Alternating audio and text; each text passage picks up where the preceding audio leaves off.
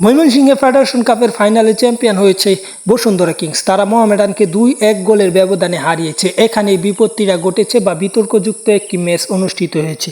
সেই ম্যাচে অতিরিক্ত সময় 6 মিনিটে বসুন্ধরা কিংস 2-1 গোলের লিড পায়। যে গোলটি হয়নি, কিন্তু রেফারির সিদ্ধান্তের মাধ্যমে সেই গোলটি গোল হয়েছে এবং সেই হিসাবে মোহামেডান হেরেছে।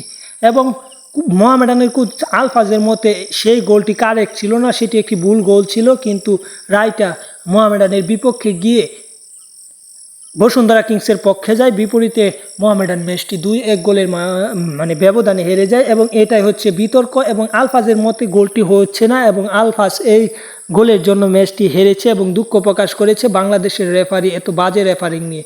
এরকম একটা ফাইনাল ম্যাচে এরকম বাজে একটা রেফারিংয়ের কারণে অবশ্যই দুঃখ প্রকাশ করা যায়। এবং বাংলাদেশের বসুন্ধরা এরেনা বা বড় বড় এই ভালো স্টেডিয়াম রেখে ময়মনসিংহের মতো একটা স্টেডিয়ামে খেলা দেওয়া, যেখানে রিভিউ সিস্টেম বা তেমন কোনো খেলার উপযোগী নেই, এখানে খেলা দেওয়ার কারণে এসব হয়েছে বলে বিশ্বাস তার। যাই হোক, চ্যানেলটি সাবস্ক্রাইব করে পাশে থাকুন।